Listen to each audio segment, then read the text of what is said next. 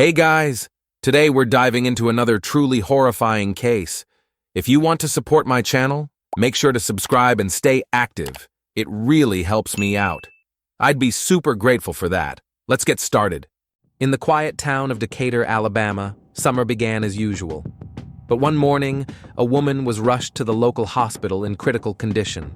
A young mother, whose life had revolved around her two beloved children, was barely breathing. Her body was drained, and medical staff were puzzled. Standard diagnoses couldn't account for the rapid decline. Those close to her spoke of a devoted husband. Friends mentioned her growing social withdrawal. Neighbors recalled that in recent months she had almost never stepped outside. No one yet knew that behind this unexplained illness lay a story that would shock the entire town and become one of the most sensational criminal cases in recent memory. Hannah Mann lived in Decatur, Alabama, in a home organized entirely around her children's daily routine. Her days were structured by early wake-ups, daycare drop-offs, meals, naps, and evening activities. She managed the household, and in between, worked part-time as a skincare specialist, sometimes welcoming clients at home, other times visiting them. She hadn't pursued a steady career. Her husband provided the family's income, allowing her to focus on home and family care. They married in 2018, and by the time of these events, Hannah was in her early 20s. Brian Mann was a local chiropractor, running his own practice. His office was known for its orderliness and professionalism, welcoming receptionists, spotless spaces, strict adherence to scheduling. Patients commended his attentiveness during consultations, his personalized treatment plans, and his follow-through with chronic conditions. Over the years, Brian had developed a reputation as a trusted practitioner, which paid off. New clients came through referrals, and locals trusted him with their well-being. They lived modestly but comfortably. The family's budget came from the clinic's earnings. Big purchases were planned in advance, but when it came to their children, they spared no expense. Neighbors saw a well-maintained house, tidy yard, and weekend outings that painted the picture of a perfect life. A successful professional husband, a homemaker wife, two little ones, and a serene routine. Yet inside the marriage, the dynamics were more rigid than they appeared.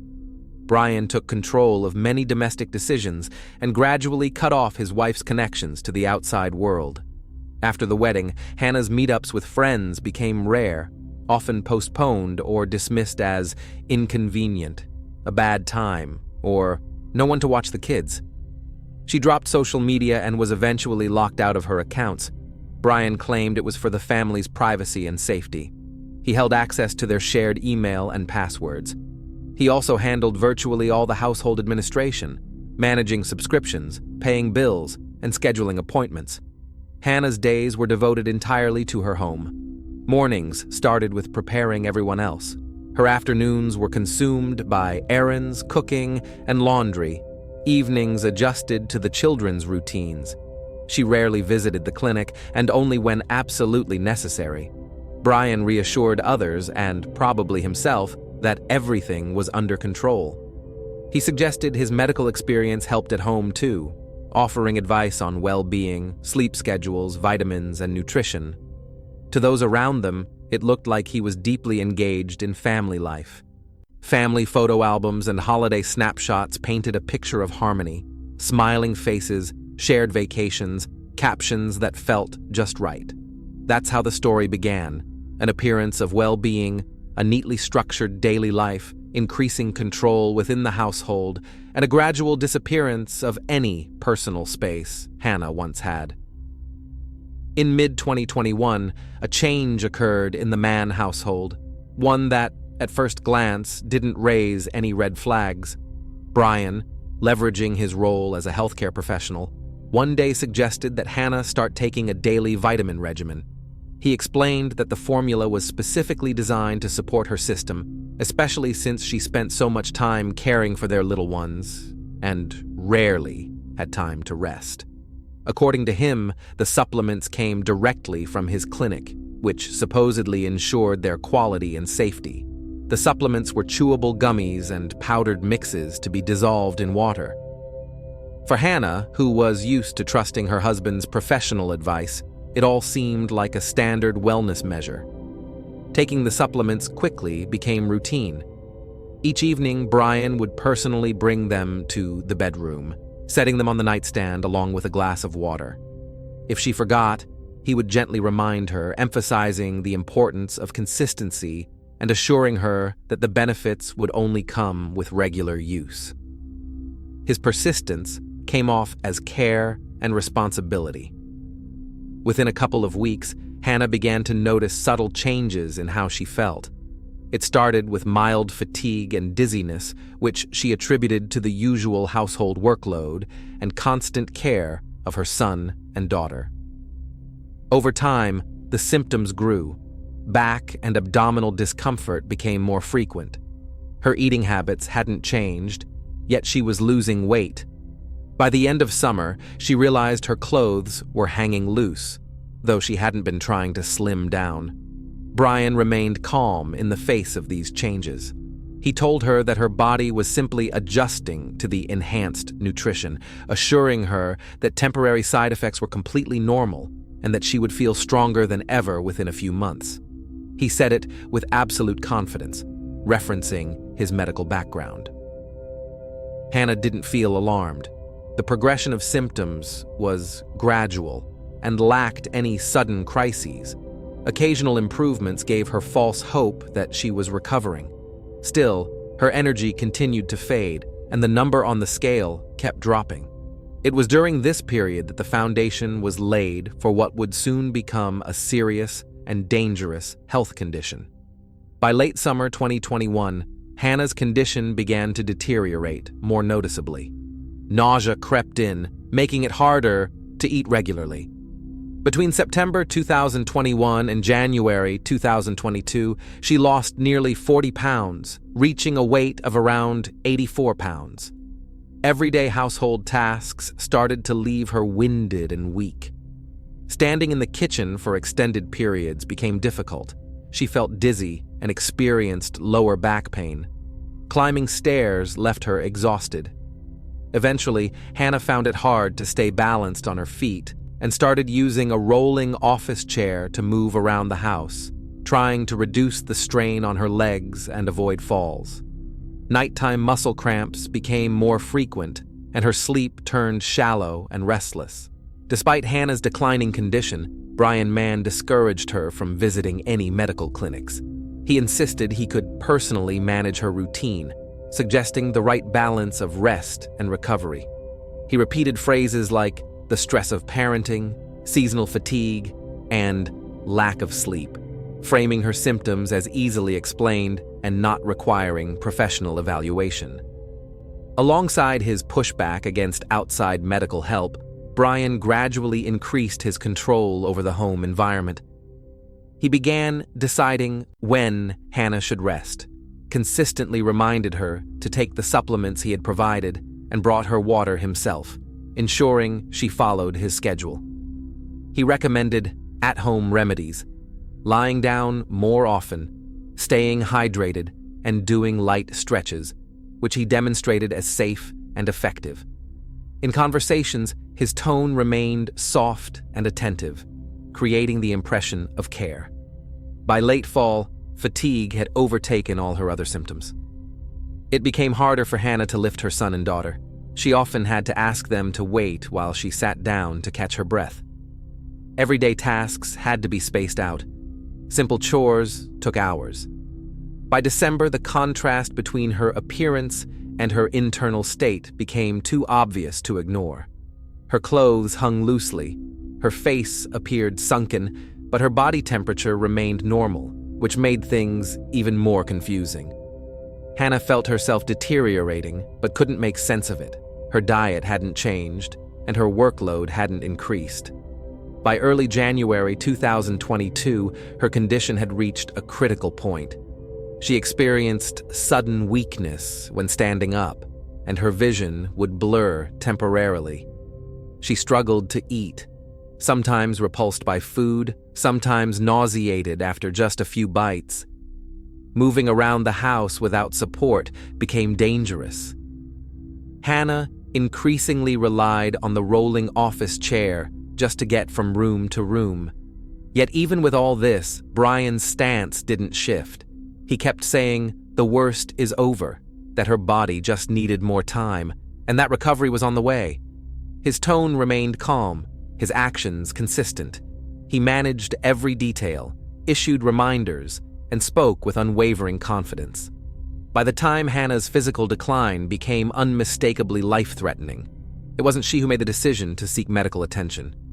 Her mother, who visited occasionally, realized something was terribly wrong and chose to act, without involving Brian. Hannah was barely able to walk by then, so her mother helped her get dressed and walked her to the car. On the drive to the hospital, Hannah spoke very little, complaining mostly of abdominal pain and overwhelming weakness.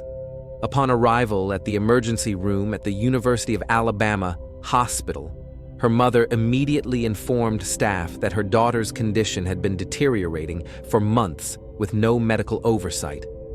Doctors began with basic vitals: weight, blood pressure, temperature, and heart rate. The results confirmed the gravity of the situation. Her body weight was dangerously low, her pulse weak, and blood pressure unstable.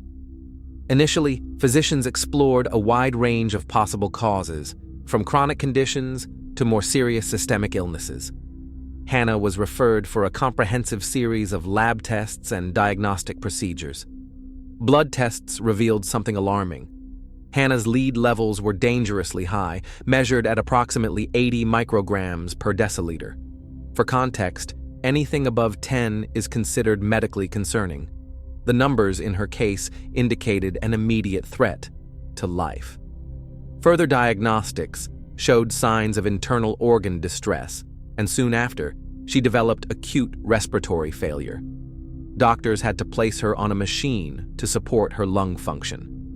Imaging scans and radiological assessments revealed fine, metallic-like particles dispersed throughout her tissues.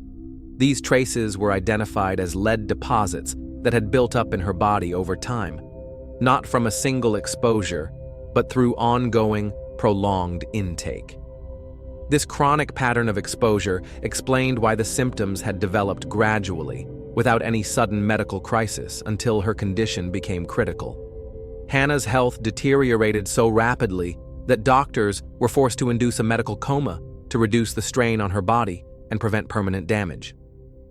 Treatment began immediately with chelation therapy, using specific medications to bind the lead and flush it out of her system. The process was slow and required continuous monitoring of her vital signs. Hannah remained hospitalized for nearly 2 months. During that time, the medical team managed to stabilize her breathing, regulate her vitals, and bring her blood lead levels down. However, even at this stage, it was clear that the poisoning had left lasting consequences. The prolonged exposure to such a toxic metal meant full recovery was unlikely. Doctors emphasized that even a 1-day delay could have been fatal. It was her mother's decision to break from the family's established dynamic that ultimately saved Hannah's life, allowing for timely diagnosis and urgent treatment.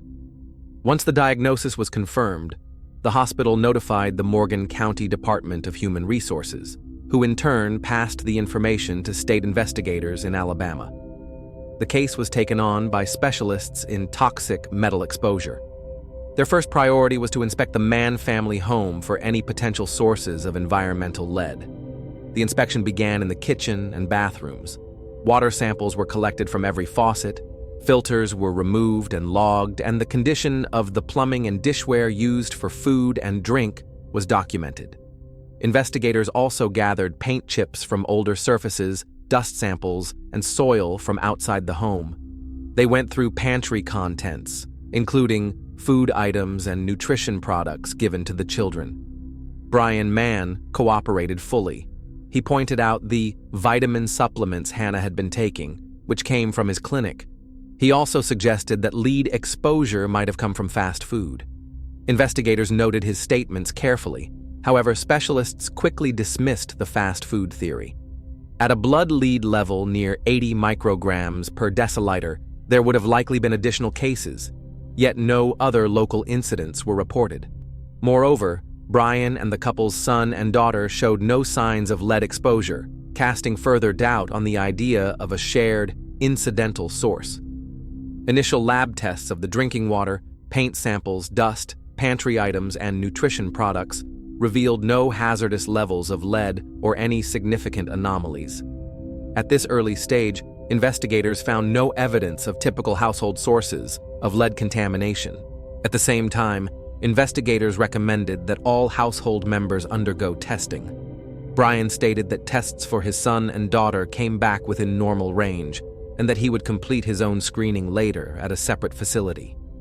His delay raised concerns, especially since some tests could have been conducted immediately on site. This was noted for further review. A second inspection of the home was carried out a few days later, this time with experts from the Alabama Department of Public Health. The scope of testing was expanded. Water samples were taken from both initial flows and post-flush points. Dust was collected from various surfaces. Filters were examined, swabs were gathered from the kitchen sink, kettle, and blender to check for potential leaching of metals. Investigators also requested packaging from the vitamins and powder mixes to identify the manufacturer and batch number. The results of this second round confirmed the initial findings. No systemic environmental source of lead was present in the home. However, the origin and composition of the supplements Hannah had consumed remained unclear, as investigators did not have access to physical samples. Investigators began reconstructing the details of Hannah's daily life by speaking with family members and close contacts. They collected information about who prepared meals and, more critically, when and where she consumed the supplements. Particular attention was given to the frequency and circumstances surrounding their use. According to family statements, Brian consistently reminded Hannah to take the supplements at night, always at home, with water he had placed by the bed in advance. These details laid the groundwork for a working theory of intentional oral exposure. The early stages of the investigation revealed three key findings. There was no evidence of lead contamination in the home environment. The restaurant theory was unsupported by any corroborating data, and the circumstances surrounding the supplement intake, especially Brian's direct involvement, required closer examination. This led authorities to shift their focus toward Brian, initiating steps to verify his claims and investigate whether he had any access to lead materials outside the household. Sometime after Hannah's hospitalization, Brian showed up at the hospital claiming that he had conducted a self-examination. He told medical staff that he had used X-ray equipment at his own clinic and had supposedly detected a foreign substance in his body, which he believed could be lead. His story puzzled the medical team. Self-diagnosis using X-rays is highly unorthodox, and using clinical equipment for personal diagnostics is not considered standard practice. Doctors insisted that he undergo a full medical evaluation at the hospital. When Brian realized the tests would be conducted independently, he appeared visibly anxious. The medical team proceeded with the necessary screening and confirmed that lead was indeed present in his system. However, the level suggested a very recent exposure. The concentration was too low to cause symptoms and did not indicate long-term accumulation. This stood in stark contrast to Hannah's results, which showed clear evidence of prolonged, high-level exposure over several months. Experts reached a clear conclusion. Brian had most likely ingested lead shortly before his hospital visit, in an attempt to portray himself as a fellow victim. This could have been an effort to position himself as a concerned spouse trying to investigate the source of the issue. But the timeline of exposure didn't match, and that inconsistency undermined his explanation. Further interviews with acquaintances and co-workers confirmed that during the entire period of Hannah's illness, Brian never showed any symptoms that would be consistent with chronic lead exposure. His physical condition and daily behavior had remained unchanged. For investigators, this became another strong indicator that Hannah's poisoning had not been an accident. It appeared to be deliberate, with no risk posed to the rest of the family. Brian's attempt to portray himself as a victim only deepened investigators' suspicions. Authorities concluded that his actions were likely intended to shift attention away from the central question: how and from where lead had been entering Hannah's body over an extended period. In the summer of 2022, the investigative team received a call from a man who had previously worked as a contractor on a project for Brian Mann the year before. He explained that, in 2021, he had been hired to install an X-ray room at Brian's clinic. The job involved lining the walls with lead sheets for shielding. After the project was completed, there were leftover materials, several sheets and scraps of lead. According to the contractor, Brian requested that the unused pieces not be taken away, saying he would handle them himself. At the time, this didn't seem unusual. Brian was the client, the owner of the facility, and the materials had already been paid for. However, after the contractor heard about Hannah Mann's diagnosis, the context of that job took on a new meaning. He reached out to the police and gave an official statement.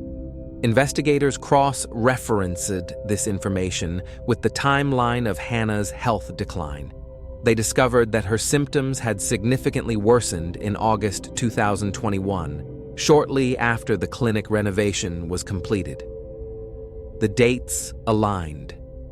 Brian gained access to lead just before his wife's prolonged illness began. This provided investigators with a documented external source of the toxic metal, something outside the family's home environment. The contractor gave a detailed account of the project from the beginning to final cleanup. He explained that, under normal procedures, leftover materials are either returned to the contractor's warehouse or disposed of according to safety guidelines. He clarified that he didn't witness what Brian did with the remaining lead. He had simply handed it over at the clinic owner's request.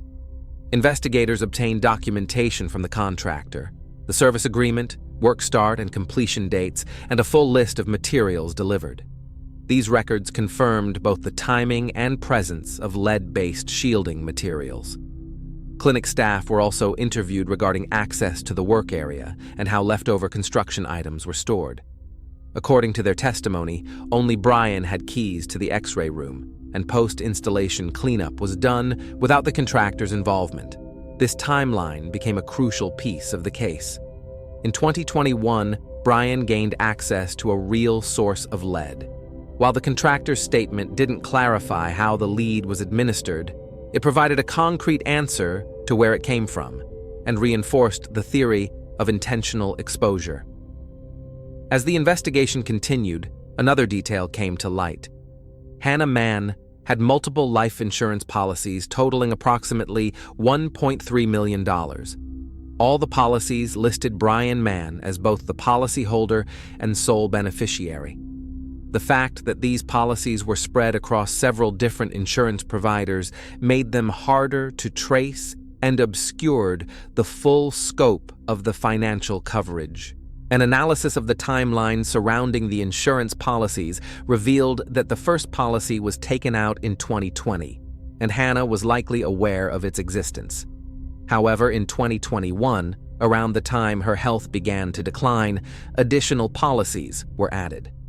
An attempt to increase the total coverage by another $1.5 million was denied, as the applications were rejected. The timing of the expanded insurance coverage, coinciding with Hannah's declining condition, became a critical element supporting the theory of intent. Of particular interest were the health questionnaires and medical forms required for insurance approval. These documents demanded verification of good health, and a sudden drop in weight could have triggered denial. According to Hannah's own statement, Brian pressured her to wear weighted bands on her ankles during medical weigh-ins in order to conceal the weight loss and create the illusion of physical stability, benefiting the insurance application process. While attending consultations, Brian appeared more focused on the policy limits and conditions than on the actual diagnosis or treatment plan. Medical staff noted that he consistently brought up insurance technicalities as a priority topic. Hannah's insurance forms included electronic signatures, which later became a point of contention. The defense argued that Hannah was aware and involved in the process, but she denied this, stating that her husband had access to some of her digital accounts. For investigators, the content of the forms was less important than the bigger picture: who initiated the applications, who would benefit from the payouts, and how the medical documentation was shaped to meet policy requirements. A review of the family's insurance portfolio revealed a red flag. Brian, as the primary earner, was covered by a relatively modest policy, while Hannah, whose financial contributions were smaller, was insured for significantly larger amounts. In typical cases, higher earners are insured for more. The discrepancy raised concerns, suggesting the potential for financial misconduct. These circumstances pointed to a clear financial motive. Hannah's death would have resulted in substantial payouts to Brian. By the time the case went to trial, both sides had solidified their positions.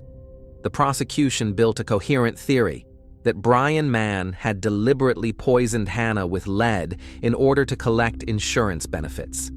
This narrative was supported by medical data, a detailed timeline, and extensive financial records. Prosecutors presented all major evidence to support their claims. The defense strategy focused on undermining the credibility of the evidence and highlighting procedural inconsistencies. They argued there was no direct proof linking Brian to the method by which the lead entered Hannah's system, and pushed the court to dismiss circumstantial evidence as insufficient without indisputable confirmation of how the poisoning occurred. Court proceedings began in June 2025 and moved forward on an expedited schedule. The defense focused heavily on the procedures used to collect and store biological samples. Attorneys pointed out that, at times, urine had been collected in non-standard containers and processed temporarily outside of laboratory conditions. They also referenced the incomplete effort to chemically match the lead found in Brian's clinic to the lead detected in Hannah's body, and the absence of the original supplement containers. Additionally, the defense introduced alternative theories, suggesting the possibility of accidental exposure to the toxic substance. After reviewing both sides, the court ruled the submitted medical and procedural evidence admissible, noting that while certain procedural flaws might affect how jurors evaluate the weight of the evidence, they did not render it invalid.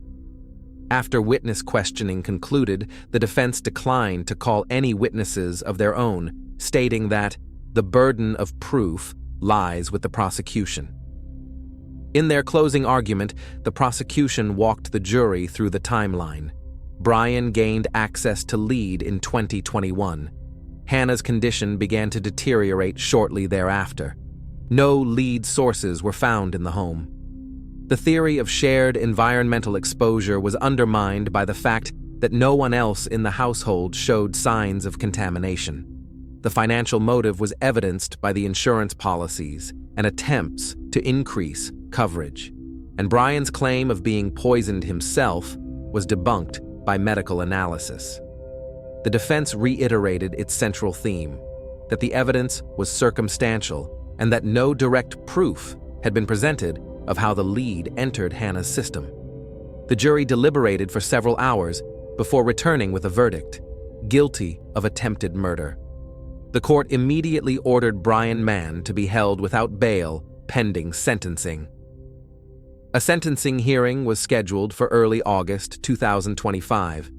The judge outlined the possible penalties for the crime, including life imprisonment depending on the severity of harm done to the victim and the degree of planning involved. The sentencing hearing took place in early August 2025. By that time, the court had already found Brian Mann guilty of attempted murder through the use of toxic substances. The prosecution pushed for the maximum penalty. Prosecutors emphasized that Brian's actions could not be dismissed as a momentary lapse or a one-time incident. Rather, they represented a calculated, multi-stage process that unfolded over several months. During this time, he concealed Hannah's worsening condition from healthcare professionals, delayed her diagnosis, and attempted to construct a false narrative suggesting a shared household source of contamination. The defense requested a sentence that did not include life imprisonment. They pointed to Brian's previously clean record, his standing in the community, his work in the medical field, and the fact that he had provided for his family in the past. They also highlighted that Hannah had survived and continued to receive treatment. Furthermore, they argued that the evidence of intent was not unequivocal and urged the judge to take that into consideration. In delivering the court's reasoning, the judge noted that the totality of the evidence, including medical reports, financial records, witness testimony, and investigative findings, formed a complete and coherent picture of deliberate action. The crime, the judge stated, was prolonged in nature, had caused irreversible harm, and would have lifelong consequences for the victim. In the end, Brian Mann was sentenced to 25 years in a state prison, with no possibility of parole for the first 20 years. The court also ordered restitution for medical expenses and emotional damages to Hannah Mann, with the exact amount to be determined through a separate civil suit. But the sentence didn't return Hannah Mann to her former life. Although her condition had stabilized, the effects of severe lead poisoning proved irreversible. Doctors indicated that neurological impairments, chronic pain, ongoing fatigue, and the need for lifelong blood monitoring would remain part of her reality. Some of her lost motor functions were partially restored, but she still relied on a wheelchair for long distances. Hannah's son and daughter were placed in the care of her relatives. Given the widespread media attention the case received, psychological support became an essential part of their recovery process. In Decatur, the story sparked a strong reaction. Former patients of Brian's clinic were stunned and confused by the outcome. The clinic he once owned was shut down shortly after his arrest. All medical equipment, including the X-ray unit, was seized for forensic testing, and his license was officially revoked. The building was later put up for sale. The insurance companies involved in the case conducted internal audits of policies submitted by Brian. As a result, new risk assessment procedures were implemented, including stricter verification of medical information for high-value policies. For law enforcement, the case set a precedent in using toxicological data to prove intent, even without a recovered delivery method for the substance. Investigators noted that indirect evidence, supported by expert analysis and a consistent body of witness testimony, was critical in securing the conviction. Hannah Mann publicly thanked the medical staff, investigators, and witnesses, stating that without their efforts, she might not have survived. She didn't speak about future plans, but emphasized her focus on healing and caring for her son and daughter. Thanks for watching, everyone. Your support means a lot to me, and you can help my channel grow by hitting that like button, dropping a comment, and sharing this video. Your engagement really makes a difference. See you soon.